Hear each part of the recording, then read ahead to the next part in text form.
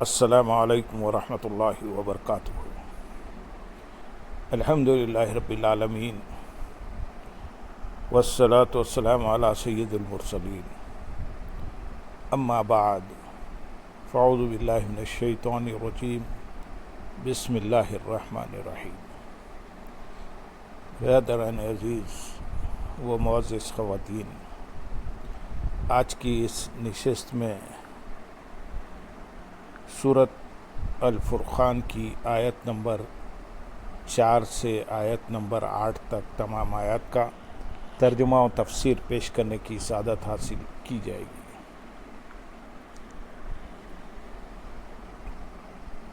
وقال الذين كفروا إن هذا إلا إفك افتراه وأعانه عليه قوم آخرون فقد جاءوا ظلما وزورا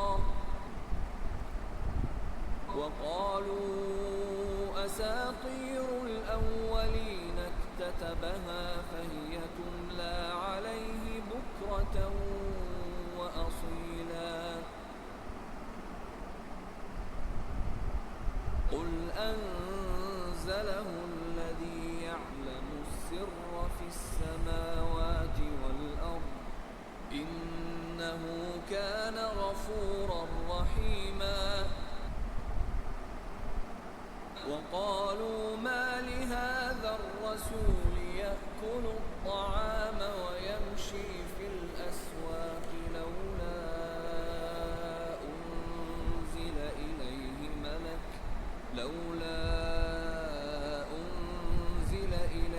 ملك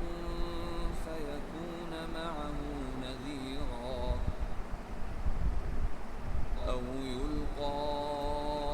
إليه كنز أو تكون له جنة يأكل منها وقال الظالمون إن تتبعون إلا رجلا مسحورا۔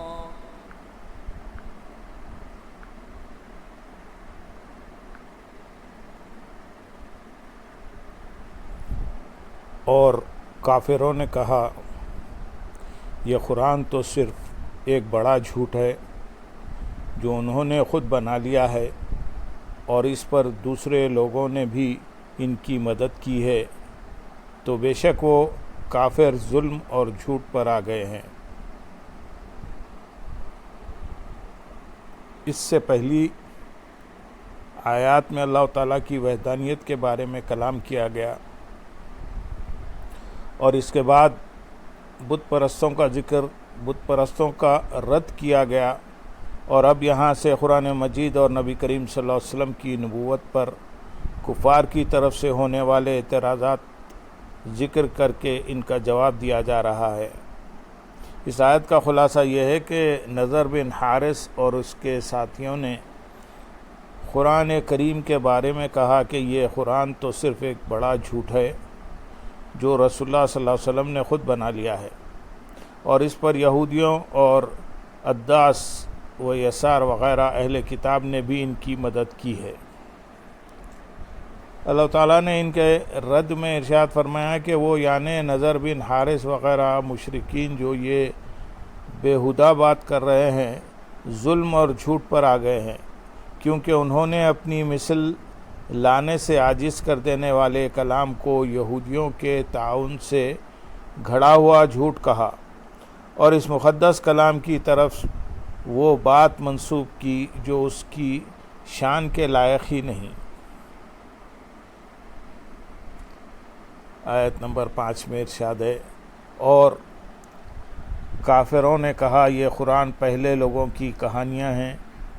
جو اس نبی نے کسی سے لکھوا لی ہیں، تو یہی ان پر صبح و شام پڑھی جاتی ہے۔ یعنی مشرکین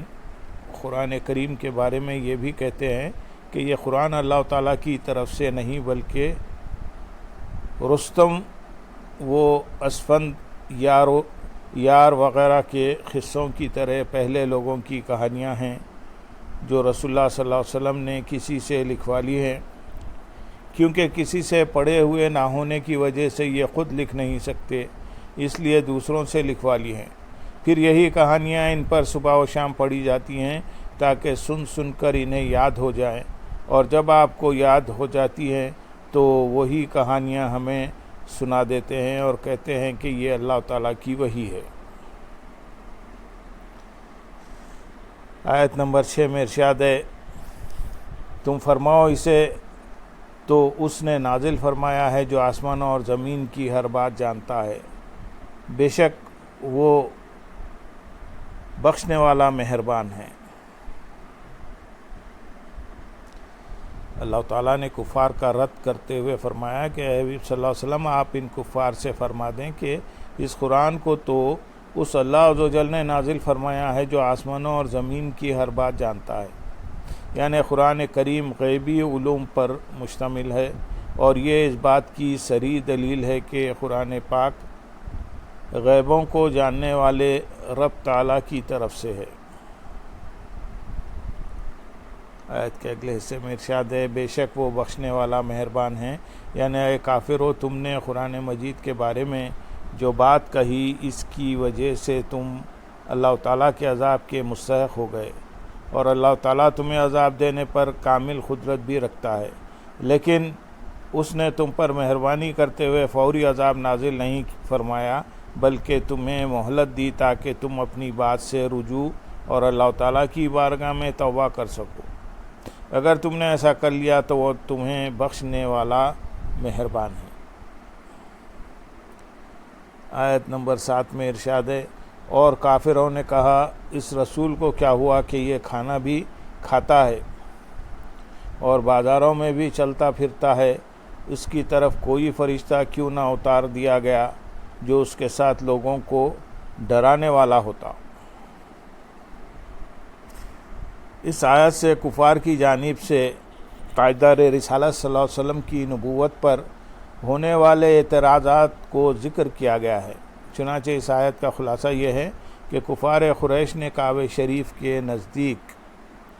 جمع ہو کر یہ کہا، اس رسول کو کیا ہوا کہ یہ ہماری طرح کھانا بھی کھاتا ہے اور ہماری طرح رزق کی تلاش میں بازاروں میں بھی چلتا پھرتا ہے۔ اس سے ان کافروں کی مراد یہ تھی کہ اگر آپ صلی اللہ علیہ وسلم نبی ہوتے تو نہ کھاتے نہ بازاروں میں چلتے، اور یہ بھی نہ ہوتا تو ان کی طرف ان کی تائید کے لیے کوئی فرشتہ کیوں نہ اتار دیا گیا جو ان کے ساتھ ہوتا اور لوگوں کو ان کی اطاعت کا کہتا ہے اور نافرمانی سے ڈراتا، نیز ان کی تصدیق کرتا اور ان کی نبوت کی گواہی دیتا۔ آیت نمبر 8 میں ارشاد ہے، یا اس کی طرف کوئی غیبی خزانہ ڈال دیا جاتا یا اس کا کوئی باغ ہوتا جس میں اسے یہ کھاتا، اور ظالموں نے کہا، تم تو پیروی نہیں کرتے مگر ایک ایسے مرد کی جس پر جادو ہوا۔ اس آیت سے رسول کریم صلی اللہ علیہ وسلم کے بارے میں کفار قریش کی مزید بیہودہ باتیں بیان کی گئیں کہ انہوں نے کہا ان کی طرف آسمان سے کوئی خزانہ ڈال دیا جاتا اور یہ معاش کے حصول سے بے نیاز ہو جاتے، اور اگر انہیں کوئی خزانہ نہیں ملنا تھا تو کم از کم ان کا کوئی باغ تو ہوتا جس میں سے یہ مالداروں کی طرح کھاتے۔ یاد رہے کہ ان سب باتوں سے کفار کا منشا یہ تھا کہ اللہ تعالیٰ نے اپنے محبوب صلی اللہ علیہ وسلم کو کھانے پینے سے بے نیاز کیوں نہ کر دیا، یا تو انہیں کھانا کھانے کی حاجت ہی نہ ہوتی، اگر تھی تو غیبی خزانے ان پر آ جاتے جس سے انہیں کمانے کی ضرورت نہ ہوتی۔ یہ بھی انہوں نے ظاہر کے لحاظ سے کہہ دیا، ورنہ اللہ تعالیٰ کی عطا سے حضور اقدس صلی اللہ علیہ وسلم کے قبضے میں غیبی خزانے تھے، اور حضور پرنور صلی اللہ علیہ وسلم جنتی باغوں پر قابض بھی تھے۔ چنانچہ اللہ تعالیٰ ارشاد فرماتا ہے، انا اعطینا کل کوثر، ہم نے آپ کو کوثر بخش دیا۔ اور حضور اکرم صلی اللہ علیہ وسلم خود فرماتے ہیں، مجھے زمینی خزانوں کی کنجیاں عطا فرما دی گئیں، اور فرماتے ہیں کہ اگر میں چاہوں تو میرے ساتھ سونے کے پہاڑ چلا کریں، اور فرماتے ہیں کہ میں نے دوران نماز قبلے کی دیوار میں جنت دیکھی اور اس سے ایک خوشہ لینا چاہا، اور اگر لے لیتا تو جب تک دنیا باقی رہتی تم اس سے کھاتے، مگر چونکہ کفار کے سامنے ان چیزوں کا ظہور نہ تھا اس لیے کفار ایسی باتیں کہا کرتے تھے۔ اور ظالموں نے کہا، کفار کے بارے میں مزید ارشاد فرمایا کہ انہوں نے مسلمانوں سے کہا تم ایک ایسے مرد کی پیروی کرتے ہو جس پر جادو ہے، اور معاذ اللہ ان کی عقل ٹھکانے پر نہیں ہے۔ اس سے معلوم ہوا کہ کفار کو خود اپنی بات پر قرار نہ تھا، کبھی حضور اقدس صلی اللہ علیہ وسلم کو جادوگر کہتے تھے اور کبھی کہتے کہ ان پر جادو کیا گیا ہے، کبھی شاعر کہتے، کبھی کاہن، وہ خود اپنے قول پر جھوٹے تھے۔ اللہم صلی علی سیدنا محمد وعلی آل سیدنا محمد وبارک وسلم، وآخر دعوانا ان الحمد للہ رب العالمین۔